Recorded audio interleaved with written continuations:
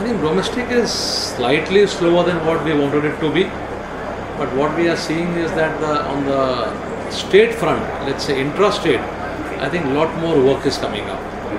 Even if you see this exhibition also, in the last 2 days we have been seeing all the major utilities coming in, taking a lot of interest in the capabilities, and we are also seeing a lot of interest on the higher voltage side. They want to do higher voltage, they want to go from AIS to GIS, new technologies and all that, which are cost effective because they take less space. So on that front we are very clearly seeing that the business will come more the way it is happening from the state fronts. On the central front, I think the government is very clear that they all want to go on the TBCB route. So I think more and more projects will come which will not be on award basis but will be on the bid basis. Our order book is roughly around 9,300 crores. I don't have the exact numbers, but they are roughly half-half, 50%. I think last 5 years our major expansion has been in East Africa. If you look at, we got into Uganda, we got into Tanzania. Okay. And if you look Far East, if you look at it, it would be Indonesia and Laos. And there has been a consistent work happening in the SAARC region. We are doing a lot of work in Bangladesh, Bhutan, Nepal, and also Afghanistan has been a continuous journey. So I'll say that is the way. If you come to Middle East, I think Saudi, we were pretty small in the last 5 years back. Today Saudi has become the second largest country for us after India.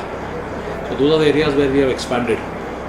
We are the oldest, 60, 70 years, so the amount of experience which we have, no one has in terms of doing the various types of job, various, let's say terrain, be it mountains, be it sea, be it anything else, snow. We have done work which start from 66, 33 kV right up to 765 and 800, and in Kazakhstan we did 1050 kV substations also.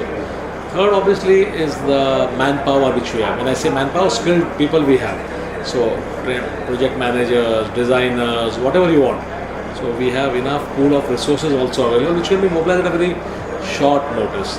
Other thing is that if there are difficult jobs to be done, then the clients are very clear. In fact, yesterday Power Grid chairman was here, and one thing which he said is that once we give a job to KEC, then we forget about the job. We are very clear it will be done in time, and we don't have to follow up on that. That's the biggest USP which we have with most of the clients. In most of our existing markets, there is enough potential to grow. Today, if you take India, the consumption of power in India is one of the lowest in the world. So if you look at just India, and if whatever government has said happens by itself, this market is big. You take Middle East, Saudi is so large. Maybe today they may be having some problem because of the oil prices being what it is. But it's a matter of time it bounces back. And even today they are giving us as many orders as they can. So I don't think we want to look at new markets and all that. I think our existing markets have enough potential for us to grow at 15 to 20% per annum. I don't see a major difference in that because we do a lot of manufacturing ourselves, but we also buy almost 40-50% from outside. So for us, Make in India is neither negative, positive, it doesn't make a difference. So as a contractor, I buy the most optimum price, whether it is made in India or not. If government makes Make in India compulsory, we are happy, we will buy from the Indian manufacturers.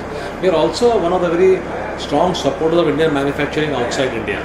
If you look at our EPCs, we have been trying to export as much as possible Indian content.